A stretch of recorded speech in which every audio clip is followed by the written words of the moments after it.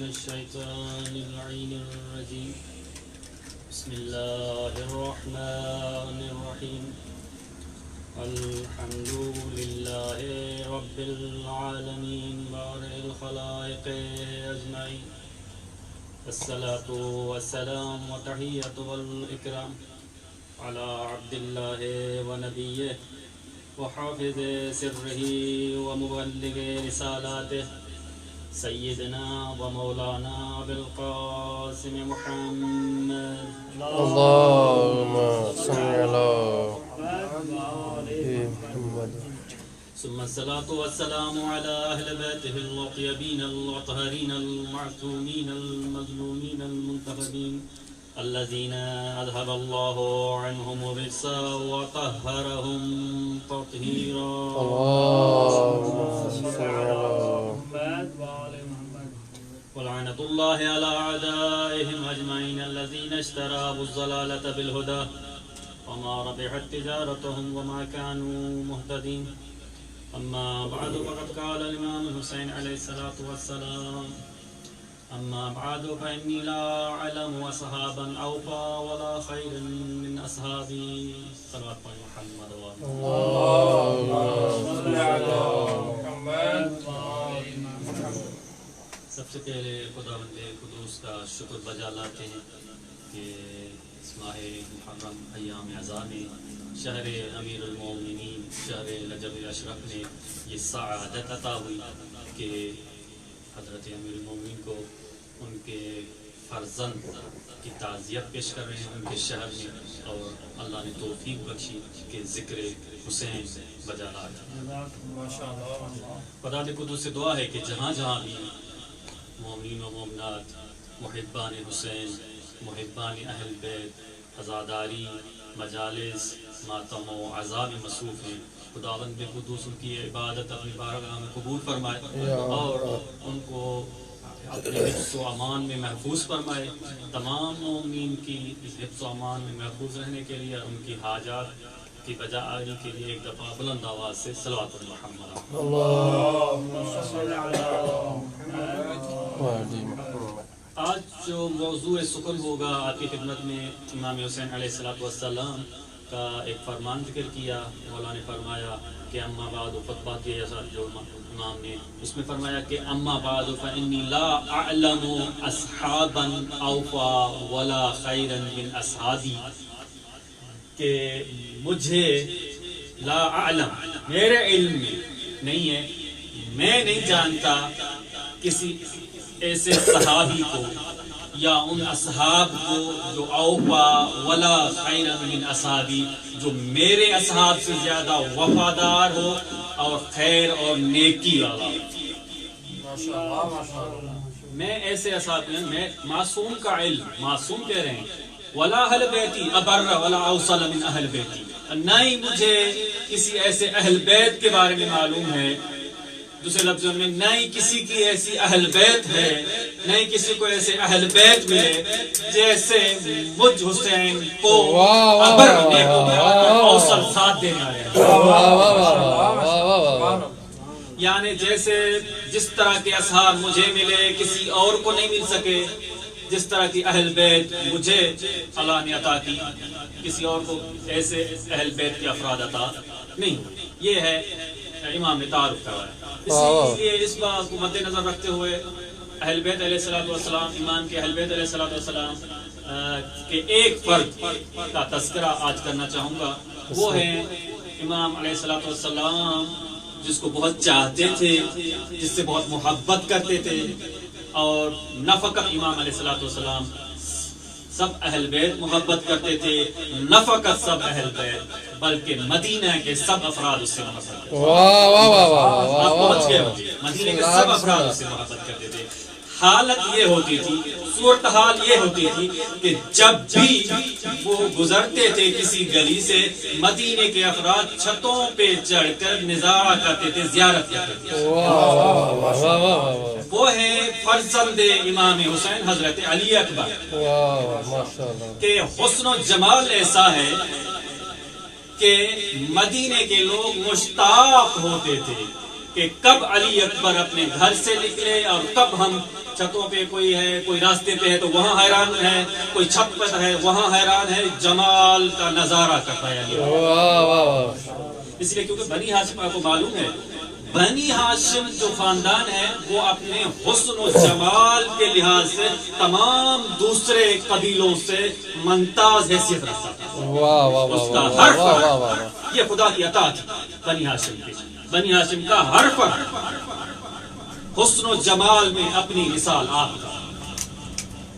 ایسے میں اب اندازہ لگا سکتے ہیں نا کہ جب ہر فرد بنی ہاشم کا حسن و جمال میں اپنی مثال آپ ہو، اگر ان حسین و جمیل افراد میں سے کسی کو قمر بنی ہاشم کہا جائے تو اس کی کیا حسن و جمال۔ واہ واہ واہ واہ واہ واہ واہ واہ واہ، ایک تو پوری کائنات میں حسین و جمیل قبیلہ بنی ہاشم، توجہ میری طرف، بسم اللہ بسم اللہ، پوری کائنات میں حسین و جمیل قبیلہ بنی ہاشم، اور اس قبیلے میں سے بھی حسین اور جمیل اشکال میں سے بھی جس کو قمر کہا جائے اسے حضرت عباس، اس سے اندازہ لگا سکتے ہیں۔ اور ان میں سے ایک کے لیے جب امام حسین کہے کہ اشبہ الناس خلقا و خلقا و منطقا برسول، کہ بار الہ گواہ رہنا قد برزا الیہ غلام، مکتب کی طرف بھیج رہے تھے حضرت علی اکبر کو۔ آپ نے بارہ سنا ہوگا، آپ اہل مطالعہ ہیں، اہل علم ہیں، کہ جب بھی جس وقت روز عاشور امام حسین علیہ السلام حضرت علی اکبر کو مقتل کی طرف بھیج رہے تھے تو یہ جملہ فرمایا تھا۔ اکثر تمام تقریباً یہ ارباب مقاتل نے لکھا، مؤرخین نے لکھا، کہا کہ اللہم اشہد علی القوم، بار الہ گواہ رہنا اس قوم پر، فإنہ قد برز الیہ رجل غلام، میں ایسا جوان ان کی طرف بھیج رہا ہوں۔ اب یہاں فضائل حضرت علی اکبر بیان کر رہا ہوں، کیا صفات ہے اس کی، کس طرح کی عظمت رکھنے والا ہے یہ میرا فرض ہے۔ اشبہ الناس خلقا و خلقا و منطقا برسولک، تیرے رسول ہے کائنات میں سب سے زیادہ اگر ظاہری شکل و صورت میں شباہت رکھنے والا ہے تو یہ علی اکبر۔ کائنات میں رسول اللہ سے سب سے زیادہ شکل و صورت میں شباہت رکھتا ہے تو علی اکبر ہے۔ خلقاً، اور اخلاق عظیمہ، اخلاق حسنہ کے لحاظ سے بھی سب سے زیادہ کائنات میں شبیہ رسول ہے تو یہ علی اکبر۔ ومنطقاً، اور کائنات میں گفتار کے لحاظ سے اگر سب سے زیادہ شباہت کسی سے رکھتا ہے رسول، تیرے رسول سے تو یہ علی اکبر۔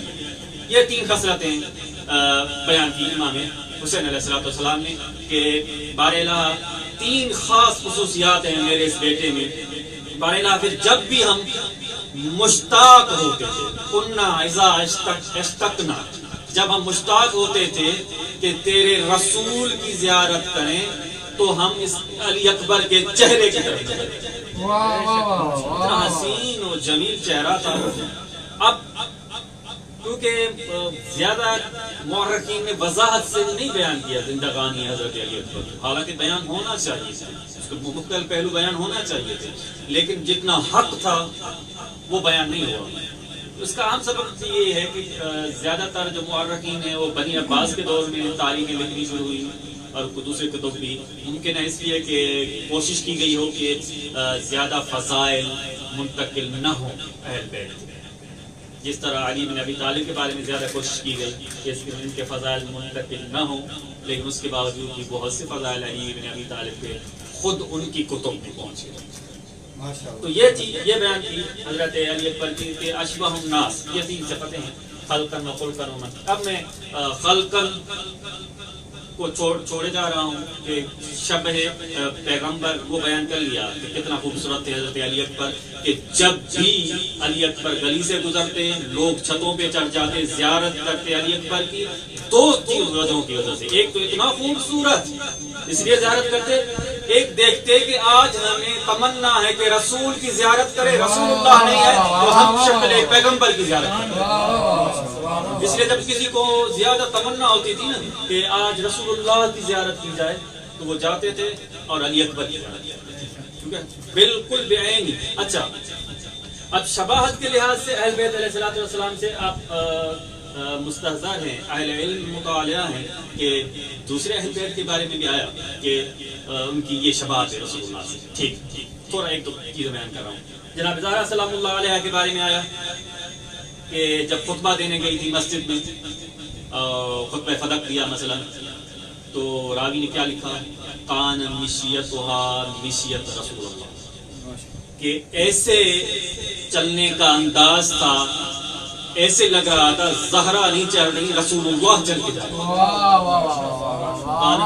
مشیت رسول اللہ، لیکن یہ شباہت صرف چلنے کے لحاظ سے، کاملاً شباہت ذکر نہیں ہوئی کہ ہر چیز میں شبیہ رسول تھی سیدہ زہرا صلی اللہ علیہ وسلم۔ یہی شباہت امام حسن علیہ السلام کے بارے میں ہے۔ ایک صلاۃ پر محمد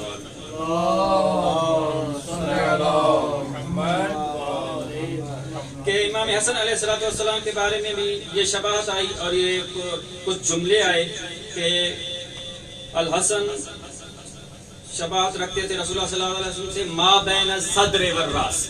امام حسن شباہت رکھتے تھے رسول اللہ صلی اللہ علیہ وآلہ وسلم سے، روایت میں امیر المومنین سے نقل ہوا کہ ما بین الصدر والراس، سینے سے لے کر اوپر سر تک، یعنی سینے کے لحاظ سے شباہت رکھتے تھے امام حسن رسول اللہ سے، عنق کے لحاظ سے، گلے کے لحاظ سے شباہت رکھتے تھے رسول اللہ کے، چہرے کے لحاظ سے، سر کے لحاظ سے شباہت رکھتے تھے رسول اللہ سے۔ لیکن یہاں بھی ایسے ذکر نہیں ہوا کہ کاملاً شباہت رکھتے تھے رسول اللہ سے، کہ ہر چیز میں شباہت رکھتے تھے رسول اللہ، ایسے نہیں ذکر ہوا۔ پھر امام حسین کے بارے میں بھی آیا کہ وہ بھی شبیہ رسول ہے، لیکن کیا کہا؟ ما ہوا اسفل من ذالک، صدر سے نیچے پاؤں تک امام حسین شبیہ رسول اللہ صلی اللہ علیہ وسلم، یعنی صدر سے، سینے سے لے کر اوپر سر تک امام حسن شبیہ رسول تھے، سینے سے نیچے پیروں تک امام حسین شبیہ رسول تھے۔ لیکن یہاں بھی یہ بیان نہیں ہوا کہ مقبل طریقے سے شباہت رکھتے تھے رسول اللہ۔ اس طرح جعفر، حضرت جعفر طیار، اس کے بارے میں بھی آیا، رسول اللہ نے خود انہیں فرمایا اشبہت خلقی و خلقی، اے جعفر تم خلق یعنی ظاہری شکل و صورت کے لحاظ سے بھی مجھ سے شباہت رکھتے ہو، و خلقی اور اخلاق میں بھی مجھ سے شباہت رکھتے ہو۔ لیکن علماء نے بیان فرمایا کہ یہاں اشبہت آیا ہے اور وہاں آیا ہے اشبہ الناس، فرق ہے دونوں۔ حضرت علی اکبر کے بارے میں آیا اشبہ الناس، اور یہاں آیا اشبہت، یعنی نسبت جو ہے وہ سامنے مخاطب کی طرف ہے، یعنی تم نے ایسے کام کیے ہیں خود پہلے نہیں تھے، تم نے خود شبیہ بنایا ہے خود اپنے آپ کو رسول اللہ۔ ایک تو صلاۃ پڑھیں محمد، خود شبیہ بنایا ہے، یعنی کیا کوشش کرتے تھے کہ رسول اللہ کیسے چلتے ہیں، ایسے چلنے کی کوشش کرتے تھے۔ رسول اللہ عطر اور خوشبو کون سی لگاتے تھے، اس طرح خوشبو لگاتے تھے۔ رسول اللہ مسکراتے کہتے تھے، ایسے مسکرانا شروع کر دیا۔ رسول اللہ لباس کیسے پہنتے تھے، ایسے پہننا شروع کر دیا۔ حضرت جعفر نے لباس پہننا شروع کر دیا۔ اور اخلاق خلقن بھی کہا کہ اے جعفر کہ تم میرے شبیہ ہو، اشبہت خلقی و خلقی۔ خلق یعنی کیا؟ دیکھتے تھے رسول اللہ کا اخلاق کس طرح کے تھا، وہ اس کی پیروی کرتے تھے، اتباع کرتے تھے، یعنی خود اکتساب کرتے تھے، اکتسابی تھی یہ چیز شباہت۔ لیکن حضرت علی اکبر کی جو شباہت اکتسابی نہیں تھی، استفائی تھی۔ اکتسائی اور استفائی، مصطفیٰ میں جتنا فرق ہوتا ہے اس سے ہے استفا۔ آپ جانتے ہیں کہ خدا کی طرف سے منتخب شدہ شباہت رسول سے جسے دی جائے اسے حضرت علی اکبر ہے۔ یہ استفائی تھی خدا کی طرف سے، عنایت تھی خاص حضرت علی اکبر ہے۔ اس لیے خلقن اشبہ الناس کہا امام حسین نے کہ سب سے زیادہ شباہت رکھتے خلقن، ایک تو ظاہری شکل و صورت سے بھی، خلقن، اخلاق کے لحاظ سے منطقن. اب منطقن میں آیت اللہ شیخ سند کا جملہ نقل کرنا چاہوں گا. انہوں نے کہا کہ اشبہ الناس، یہ خلقن اور خلقن اور خلقن اور منطقن، کہا کہ خلقن میں صرف ظاہری شکل و صورت میں وضاحت میری طرف سے ہے، ظاہری شکل و صورت کی طرف نہ جائیں، بلکہ خلقن میں یہ دیکھیں کہ رسول اللہ خلق کس چیز سے ہوئے تھے. شباہت جو دے رہے ہیں حضرت علی کو رسول اللہ سے کہ اشبہ الناس خلقن و خلقن و منطقن بے رسولک، تیرے رسول سے خلق کے لحاظ سے بھی، تخلیق کے لحاظ سے بھی شباہت رکھا ہے کہ یہ دیکھو رسول اللہ کی تخلیق کس چیز سے ہوئے تھی. یعنی کہنا یہ چاہ رہے ہیں کہ تینیت رسول اللہ تینیت علی اکبر ہے، جس چیز سے تکبیر، نعرہ تکبیر، نعرہ رسالت، نعرہ رسالت، نعرہ حیدری، آواز بلندر صلوات. اور جس چیز سے رسول اللہ خلقن، خلقت ہے رسول اللہ کی، اس چیز سے خلقت ہے علی. یہ کوئی تعجب کی بات نہیں ہے. آپ نے حدیث سنی ہے شیعتنا خلقوا من فاضل طینتنا، یہ کوئی تعجب کی بات نہیں ہے کہ تعجب کرے علی اکبر کیسے، جب شیعتنا خلق ہو سکتے ہیں من فاضل طینتنا، تو کیا علی اکبر طین رسول سے نہیں خلق ہو؟ اس کے بعد کہا کہ خلقن دیکھنا چاہ رہے ہیں تو صرف ایک آیت ہی پڑھ لیجئے. اشبہ الناس خلقن بھی علی اکبر، اخلاق کے لحاظ سے بھی، خلق کے لحاظ سے بھی رسول اللہ کے شبیہ ہیں. انک لعلی خلق عظیم. اب یہ آپ رسول اللہ کا اخلاق دیکھتے جائیں اور ذہن میں علی اکبر کو رکھتے جائیں، کیونکہ علی اکبر کے بارے میں زیادہ تاریخ نے نہیں لکھا، تھوڑا بہت آیا ہے. میں ایک جو چیزیں ذکر کرتا ہوں جو علی اکبر کی جود و سخا بیان کروں گا، جود و سخا کہ لیکن اب جو پتہ نہیں ہے تو جب اشبہ الناس ہو گئے تو اس کا مطلب ہے کہ جو رسول اللہ کی سیرت تھی وہی علی اکبر کی سیرت. اس لیے دور جانے کی ضرورت نہیں. اگر آپ مشتاق ہیں کہ جانیں کہ حضرت علی اکبر کی کیا سیرت تھی، جائیں اور سیرت رسول اللہ کو پڑھیں. جو سیرت رسول اللہ ہے وہی سیرت حضرت علی، کوئی فرق نہیں. اس لیے اگر آپ دیکھیں گے کہ رسول اللہ نے ہمیشہ چہرہ حشاش بشاش رہتا تھا، چہرے پر مسکراہٹ رہتی تھی، سمجھ جائیں حضرت علی اکبر کے چہرے پہ بھی ہمیشہ مسکراہٹ. اگر کہتے ہیں کہ حضرت رسول اللہ کا اخلاق یہ تھا کہ جس سے بھی ملتے تھے ہاتھ ملاتے تھے، اس وقت تک ہاتھ نہیں کھینچتے تھے جب تک سامنے والا ہاتھ نہ کھینچ لے، سمجھ جائیں علی اکبر بھی اس طرح کرتے. اگر آپ کہیں کہ رسول اللہ کا یہ اخلاق تھا جس سے بھی ملتے ہیں سلام میں پہل کرتے تھے، کبھی ایسا نہیں ہوا کہ کسی نے رسول اللہ پہ پہلے سلام کیا ہو، تو سمجھ لیں علی اکبر جس سے ملتے تھے سب سے پہلے اس کو سلام کرتے، سلام میں پہل کرتے تھے. خلق رسول، کیونکہ اس کا اخلاق رسول اللہ. ایک بار صلوات پر محمد.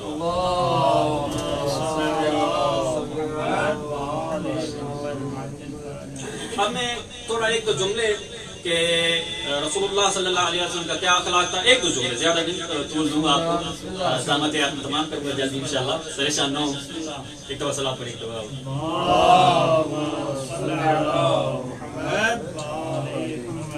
کیا ہے رسول اللہ کا اخلاق؟ دو تین چیزیں. کان اقرب الناس عشرۃ، یعنی لوگوں سے میل جول، معاملات، معاشرت میں کان اکرم الناس، رسول اللہ سے زیادہ کوئی کریم تھا ہی نہیں.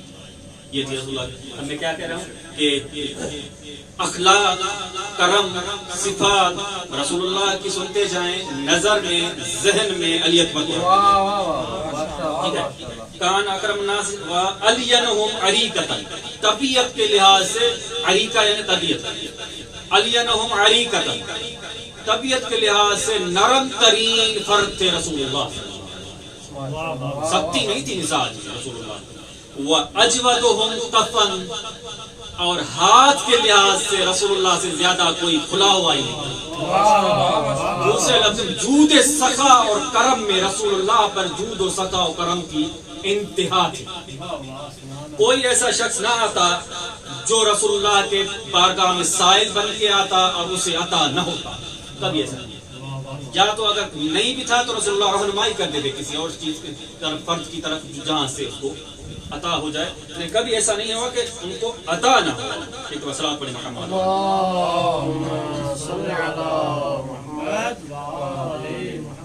ایک دفعہ اور بلند آواز سے سلام پڑھیں.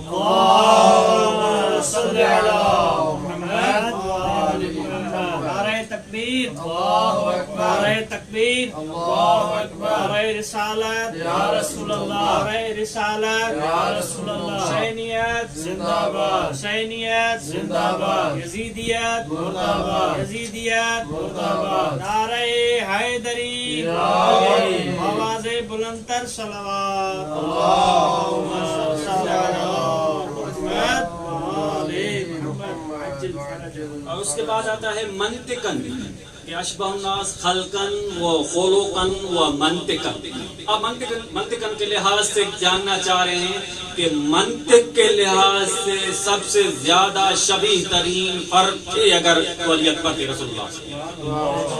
اب منطقاً کی تعریف، اب منطقاً کی وضاحت چاہتے ہیں تو اس آیت کی طرف نظر کریں کہ وما ينطق عن الهوى ان هو الا وحی وما ينطق عن الهوى. یہ ہوا اور ہوس اور خواہشات سے تو یہ کلام ہی نہیں کرتے. ان هو الا وحی یوحى. یہ تو وحی الہی، ارشاد الہی ہوتا ہے، عصمت ساتھ ہوتی ہے. ہو ہی نہیں سکتا رسول اللہ کبھی کوئی ایسی بات کر دیں جو خلاف حق ہو. اس کا مطلب ہے جب رسول اللہ کی منطق ہے وما ينطق عن الهوى تو علی اکبر کی بھی منطق ہے وما ينطق عن الهوى. اگر رسول اللہ کی منطق یہ ہے کہ ہمیشہ حق پہ مبنی گفتگو کرتے ہیں، علی اکبر کی منطق بھی یہ ہے کہ ہمیشہ حق پہ مبنی گفتگو. کیونکہ منطق ہو منطق رسول اللہ، کیونکہ اس کی منطق جو ہے رسول اللہ والی منطق ہے، ایک ہی منطق ہے، ایک ہی گفتگو ہے، شباہت رسول اللہ سے. پھر اس میں یہ آیا کہ علی اکبر، حضرت علی اکبر علیہ الصلوۃ والسلام کے سخی تھے. یعنی جب بھی ایک دفعہ صلاۃ پڑھیں محمد علیہ نعرہ تکبیر، نعرہ رسالت، نعرہ حیدری، حسینیت، یزیدیت پر محمد آل محمد صلوات. آخر میں دو جملے آپ کی ذمت تمام کرنا چاہوں گا کہ حضرت علی اکبر کے جود و سخا کے لحاظ سے ایک دو جملے اور آپ کی ذمتوں کو تمام. روایت میں یہ آیا کہ صفات یہ آئیں کہ آپ نے سنا ہے کہ جود و سخا کی بہت اہمیت ہے. اسلام نے بھی جود و سخا کی بہت تاکید کی، قرآن میں جود و سخا کی بہت تاکید کی گئی، انفاق فی سبیل اللہ کی بہت تاکید کی گئی کہ اللہ کی راہ میں خرچ خرچ یہ کہا گیا. اور اسلام نے بہت پسند فرمایا جود و سخا و کرم کو، کہ انسان کو کریم ہونا چاہیے، لئیم نہیں ہونا چاہیے، سخی ہونا چاہیے، کنجوس نہیں ہونا چاہیے، جواد ہونا چاہیے، نہ کہ ہاتھ ایسے نہ ہو ہاتھ کھلے ہو. اس طرح یہی سبب ہے کہا کہ حاتم جو ہے بہت سخاوت مشہور ہے نا، حاتم کی سخاوت.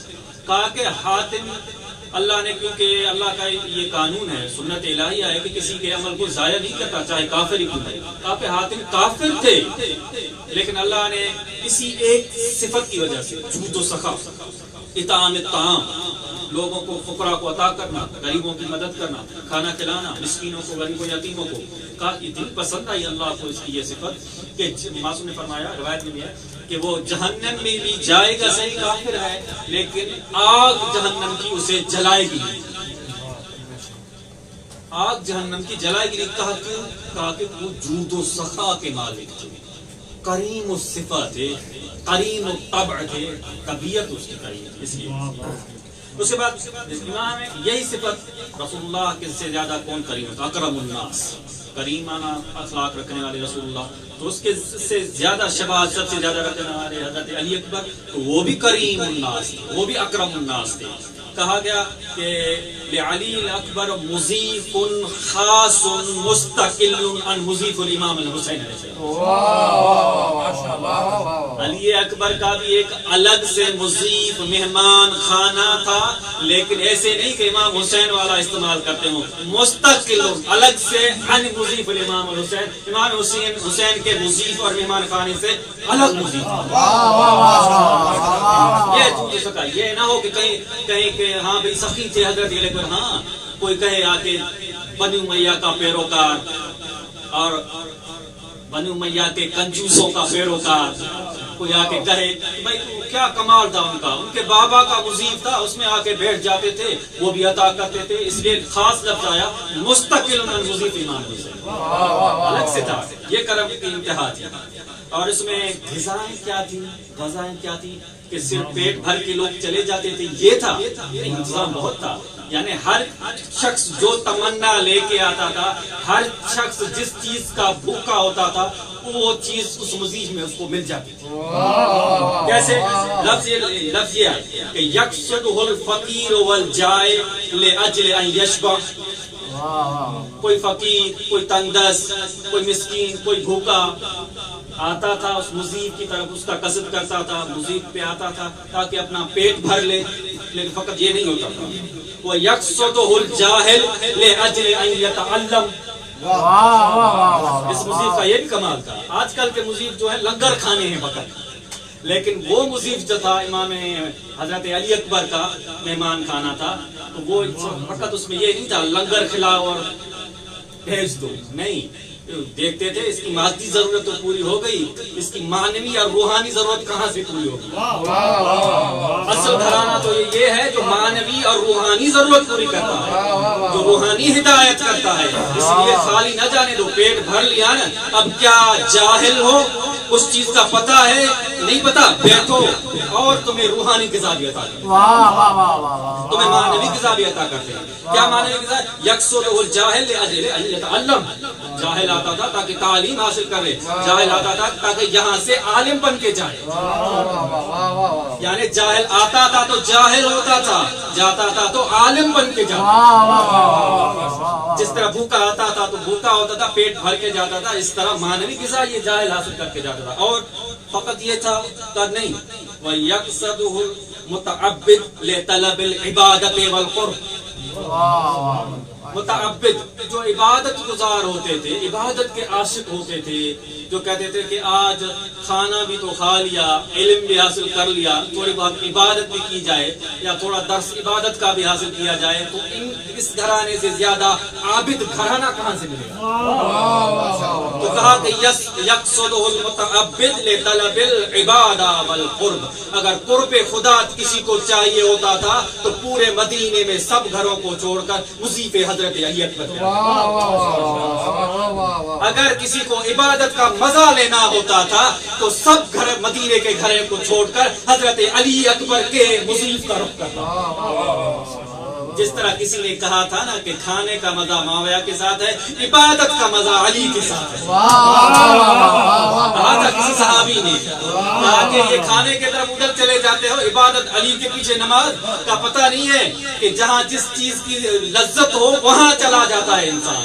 کھانے کی لذت علی تو سوکھی روٹی کھاتا ہے، اس لیے کھانے کی لذت لذیذ کھانے علی کے دسترخوان پہ اتنے نہیں ہوتے جتنے معاویہ کے دسترخوان پہ ہوتے ہیں. لیکن کہا کہ نماز کے ٹائم ادھر کیوں چلے جاتے ہو؟ کہا جو علی پہنچاتا ہے خدا تک، کائنات میں ایسا شخص نہیں جیسے خدا تک علی کی طرف پہنچا. اس لیے میری مجبوری ہے عبادت کے وقت اس گھرانے کے در پہ آؤں گا. اس لیے کہا کہ وَيَقْصُدُهُ الْمُتَعَبِّدُ لِطَلَبِ الْعِبَادَةِ وَالْقُرْبِ. اس لیے ابو الفرج اصفہانی نے جود و سخا حضرت علی اکبر کے بارے میں کچھ اشعار نقل کیے ہیں. میں سب نہیں پڑھوں گا، ایک دفعہ صلوات پڑھیں تو ایک دو ذکر کر دوں گا. یہ کافی نہیں پڑھوں گا، پریشان نہیں، بلند آواز سے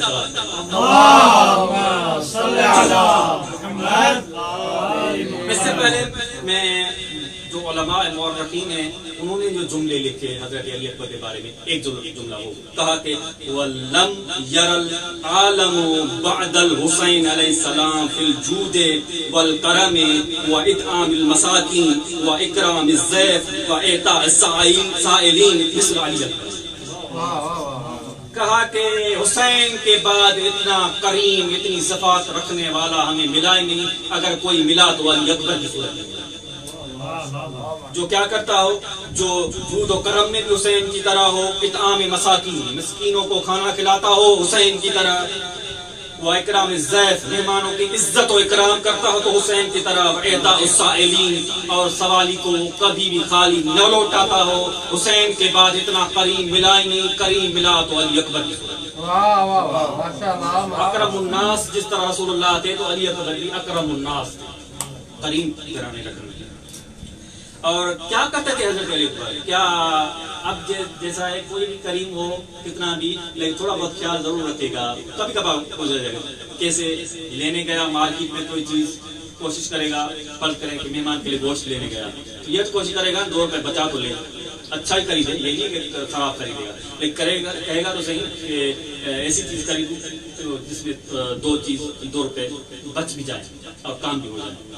لیکن علی اکبر کا کیا طریقہ کار تھا اور کس طرح مہمانوں کو غذا کھلاتے تھے، یہ بھی تھوڑا سن لیں۔ ایک صلاۃ پڑھیں محمد۔ اتنا تو اطعام اور سائلین اور یہ سے اتنا تو تھے، وکان مولعن وحریصا فی ذلک، بہت زیادہ اس کام میں حریص تھی، بہت تاکید سے کہتے یہ دیکھتے تھے کہ کوئی خالی نہ جائے سائل، کوئی بھوکا نہ جائے مہمان، اور پھر کیسے اس کے لیے بندوبست کرتے تھے، ہے سو یشتری الاطعمہ والاغذیہ اللذیذہ واللحوم الطیبہ، خرید کرتے تھے، جاتے تھے مارکیٹ، خرید کرتے تھے الاطعمہ والاغذیہ اللذیذہ، طعام بھی ہو جو لذیذ ترین طعام، غذا بھی وہ جو لذیذ ترین غذا، واللحوم الطیبہ، گوشت بھی وہ جو سب سے زیادہ بہترین قسم گوشت کی وہ خرید کرتے تھے۔ آخری جملے میں توجہ فرمائیے گا، بالقیمت الغالیہ، یہ سب چیزیں طیبہ بھی ہوں، بہت اچھی بھی ہوں، لیکن بالقیمت الغالیہ، بہت زیادہ جس چیز کی قیمت ہو، قیمتی ترین چیز خرید کرتے ہیں۔ یعنی مہمان ہے، اکرام ضیوف، کریم ہے ہم، کریم یہ نہیں دیکھتا کہ کتنے پیسے زیادہ جا رہے ہیں، یہ دیکھتا ہے اپنی کرامت کو کہ کرامت پہ کبھی کوئی انگلی نہ اٹھائے، کریم کرانا پڑے۔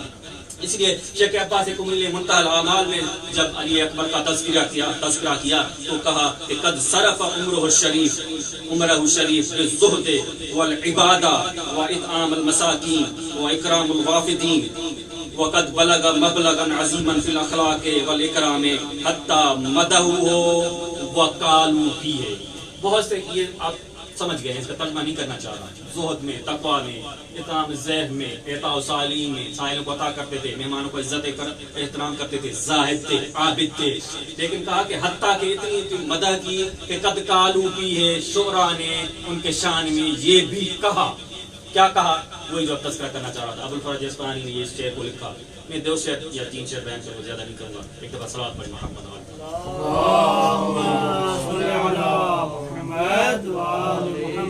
کہا کہ لم تر عین نظرتا مثلہ، آنکھ نے، ترجمہ میں آپ کے لیے نہیں کر رہا، آپ اہل علم نے، لیکن ہو سکتا ہے کسی کو ترجمہ نہ آ رہا ہو ہمارے سامعین میں سے، اس لیے کر رہا ہوں کہ آپ اہل علم و اہل فضل ہم سے زیادہ جانتے ہیں کہ لم تر عین نظرتا مثلہ، کہ آنکھ نے اس کے مثل کبھی دیکھا ہی نہیں، اس کا مثل آنکھ نے دیکھا، یعنی دنیا میں مجھے اس کا مثل ہی نہیں مل رہا، شاید کہہ رہا ہے، یعنی اس سے لگ رہا ہے کہ شاید وہ حضرت علی اکبر کے دور میں زندہ تھا اور حضرت علی اکبر کا اخلاق، کریمانہ اخلاق، یہ مہمان نوازی سب کچھ دیکھ چکا تھا، اس لیے کہا کہ لم تر عین نظرتا مثلہ من مختف یمشی وبالناعل، چاہے جو بغیر جوتے پہنے ہو، محتفل یعنی وہ حافی ہو جو یعنی جس کے ننگے پاؤں، اس کو کہتے ہیں محتفل.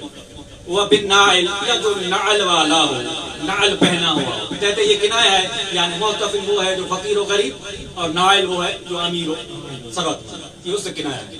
یعنی میں چاہے غریب و مسکین دنیا کا ہو یا امیر ترین فرد ہو، لم تر عین نظرۃ المثل، مجھے علی اکبر کے مثل دنیا میں ملا ہی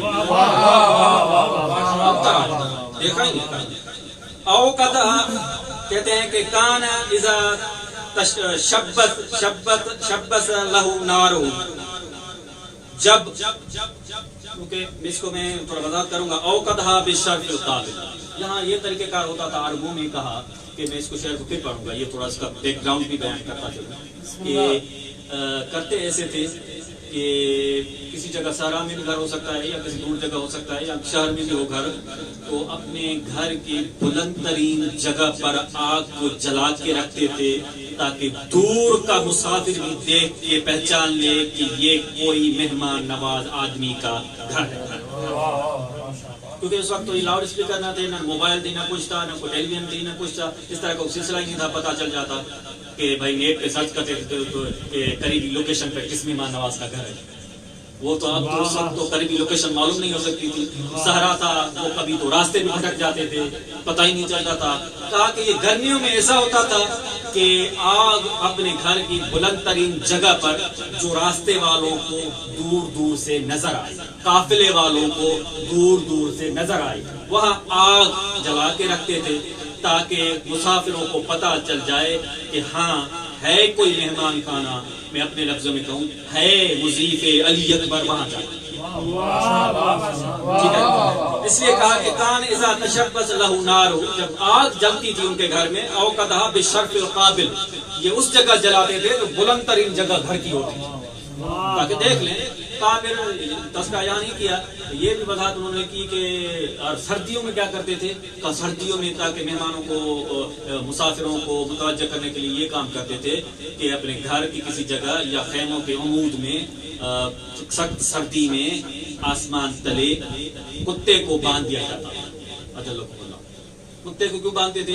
کہا کہ رات کی سردی میں جتنا زیادہ یہ چیخے گا اور جتنا زیادہ یعنی اس کو کیا کہیں بھونکے گا، تو سردی میں اس کے بھونکنے کی اس کی آواز بہت دور تک جائے گی. جب بہت دور تک جائے گی، یہ جو قریب صفت لوگوں کا یہ طریقہ کار ہے، دور تک جائے گی تو آس پاس کا بھٹکا قافلہ مسافر کوئی سمجھ جائیں گے کہ ہاں ہے کوئی مضیف علی اکبر، ہے کوئی مضیف مہمان نواز کا کوئی گھر، جائیں چلو اس کے ہاں استراحت آرام کرتے ہیں، کھانا کھاتے ہیں، صبح کو پھر نکلے.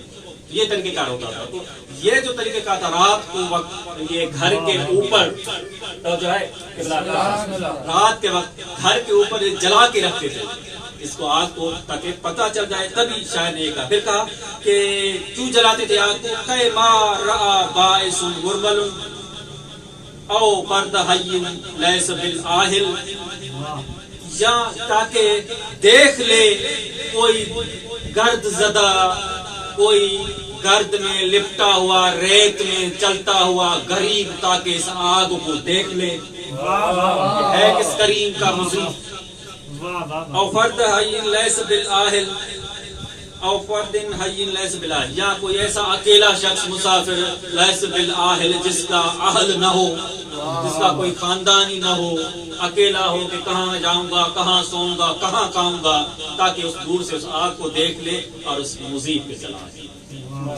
یہ تھا مضیف حضرت علی اکبر. آپ نے آج تک سنا مضیف امام حسن، آپ نے آج تک سنا ہوگا مضیف رسول اللہ علیہ بن ابی طالب.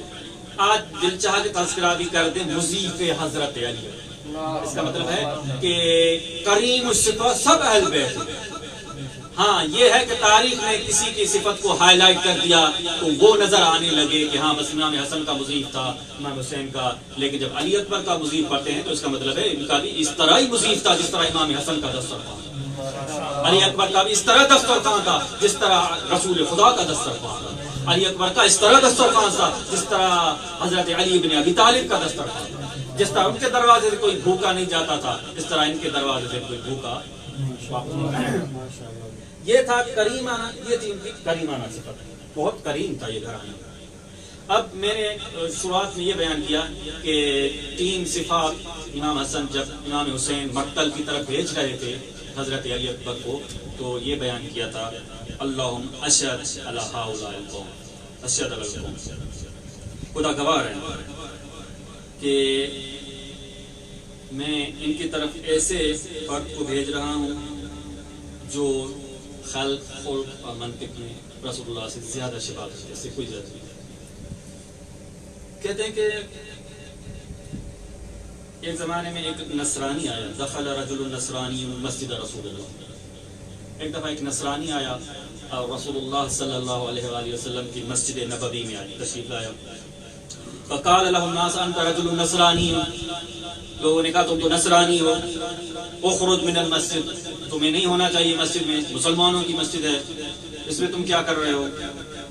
فقال لهم انی رأیت البارحہ فی منامی رسول اللہ ومعه عیسی ابن مریم، میں نے رات کو خواب میں رسول اللہ کو دیکھا، کیونکہ وہ نصرانی تھا، فالوور کس کا ہے؟ حضرت عیسیٰ کا، نصرانی ہے، کہا کہ رات کو میں نے رسول اللہ کو خواب میں دیکھا۔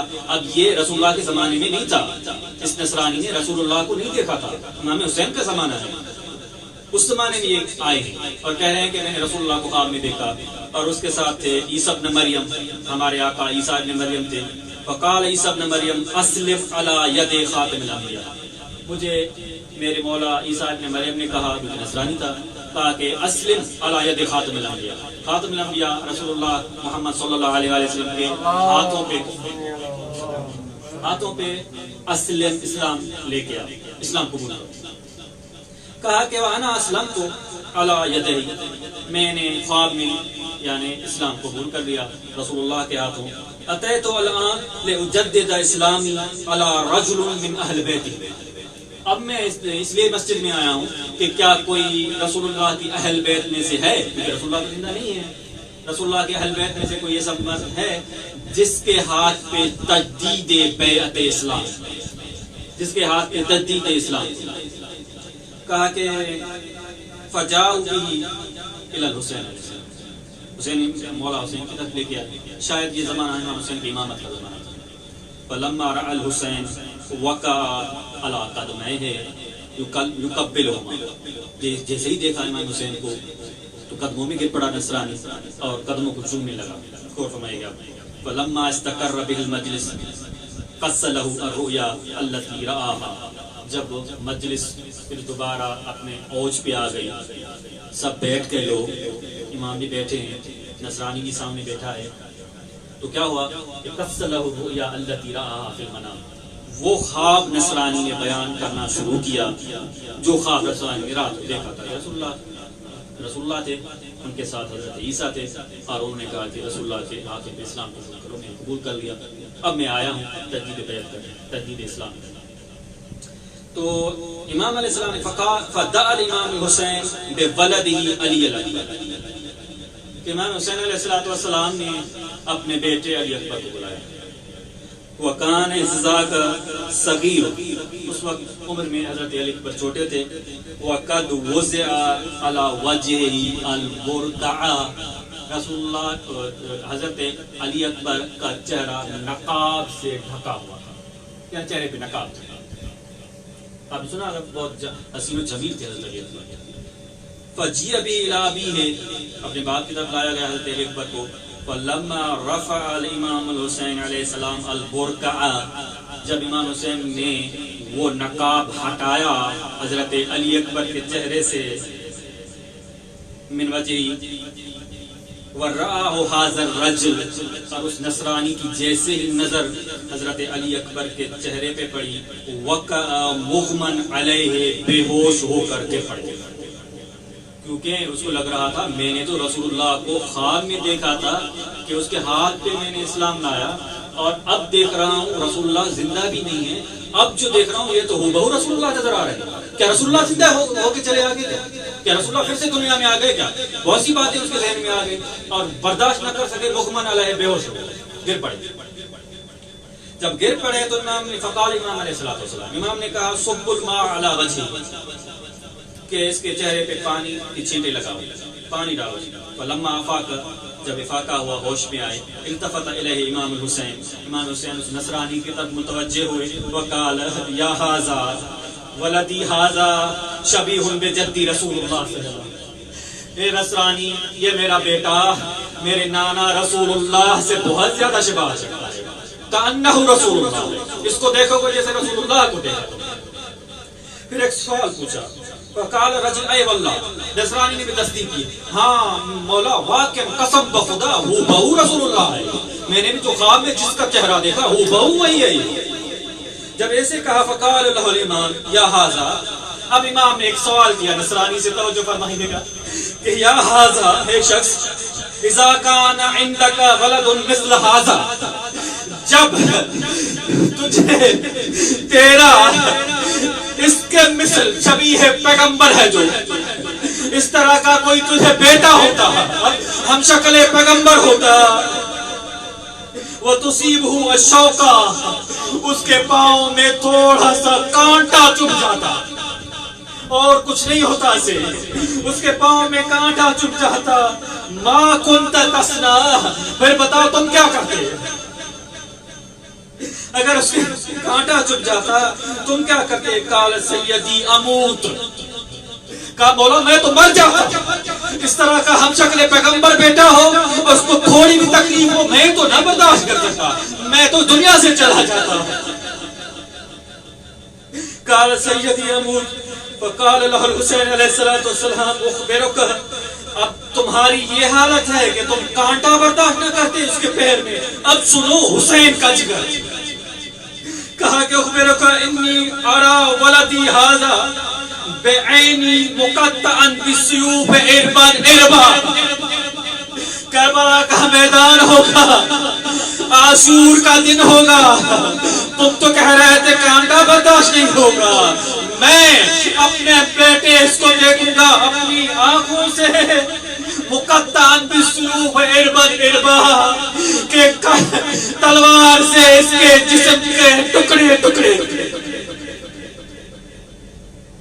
تلوار سے جسم کے ٹکڑے ٹکڑے کیے جائیں گے. ہاں آزاد ہمیں محضل مصاحب پہ آ گیا، دو جملے میں سن لیجیے، زیادہ زحمتیں نہیں ہے، ہم سن کے چلے جائیں گے.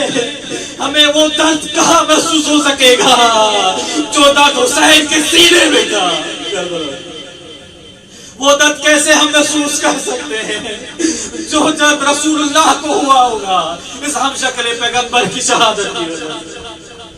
ہم وہ درد کہاں محسوس کر سکتے ہیں جو درد زینب کو اتنا تو گہرا لگا، جو زخم زینب کو اتنا تو گہرا لگا، خیموں میں نہ رک سکی. حضرت علی اکبر وہ وقت آ گیا، ودا کرتے ہیں. میں آخری ودا پڑھتا ہوں، دو جملے اور آپ کی زحمتوں کو تمام کرتا ہوں. ودا کرنے آئے ہیں حضرت علی اکبر، ودا کیا اور چل پڑے مکہ کی طرف. آخر وہ وقت بھی آیا کہ حضرت علی اکبر نے آخری سلام کیا، یا ابتا علیکم انی سلام. مختصر کر رہا ہوں، میں نے سب کچھ چھوڑ دیا، آخری دو جملے آپ کی زحمتوں کو تمام. آخری سلام کیا حضرت علی اکبر نے.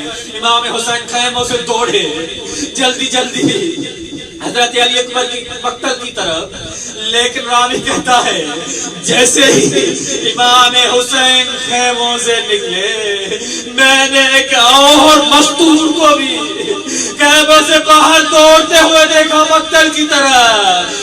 میں نے پہچان لیا حسین کو، تو ہو یہ تو حسین ہے. میں نے کسی سے پوچھا حسین کو تو پہچان لیا، یہ مستور کون ہے؟ یہ مستور کون ہے جو چادر میں ملبوس ہے، جس کا پورا وجود کالی چادر میں ملبوس ہے اور مقتل کی طرف جا رہی ہے، حضرت علی اکبر کی لاش کی طرف جا رہی ہے؟ کسی نے پہچانا، کسی نے کہا پہچانا نہیں، ہذہ زینب بنت علی،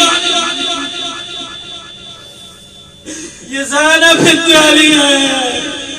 زینب بنت علی اس سے پہلے کہ امام حسین علی اکبر کی لاش پہ آتے، زینب بنت علی نے اپنے آپ کو لاشا علی اکبر گرا دیا اور کہتے ہیں کہ راستے میں بیعت کرتی جاتی تھی، یا حبیب وا حبیبتا وا ویلا मातम करती जाती थी। अब उलमा फरमाते हैं कि क्यों सैयदा ज़ैनब ने क्यों सब ऐसे इमाम हुसैन से भी पहले अपने आप को लाशे अली पर गिरा दिया, इसलिए कि कहते हैं जुमले मिलते हैं कि सैयदा ज़ैनब जानती थी कि हो सकता है इमाम हुसैन का की रूह परवाज कर जाए, क्योंकि ये जुमले मिलते हैं कि कान एहतदर हज़रत अली अकबर की लाश पे जब इमाम हुसैन आए थे तो ऐसे था जैसे जान कुनी की हालत में थे, जैसे अभी जान देने वाले हैं। सैयदा ने सोचा कि किसी तरह इमाम हुसैन की तवज्जो थोड़ा हटाई जाए सदमे से, इसलिए सैयदा ने सबसे पहले खुद को शरीकतुल हुसैन है ना, खुद को गिरा दिया, हालिया पर गिरा दिया। हाँ ऐसे ही हुआ। तो जो इमाम हुसैन की हटी कुछ लम्हों के लिए, जैसे ही सैयदा ज़ैनब को देखा, कहा ज़ैनब हुसैन की जिंदगी में है, तुम खैमों से बाहर, बहन ज़ैनब खैमा की तरफ वापस चली जाओ। मैं कहूँगा मौला, हाथ जोड़ के कहूँगा, बर्दाश्त नहीं हो रहा आपको मौला कि सैयदा ज़ैनब कुछ लम्हे के लिए खैमों से बाहर आ जाए, अभी तो चादर बाकी है। असरे आशूर जब यह आपकी शहादत हो जाएगी, खैमों को आग लगेगी, ये चादर बाकी नहीं रहेगी, कूफा शाम के बाजार होंगे, यही ज़ैनब होगी, अली के लहजे में खुतबे होंगे।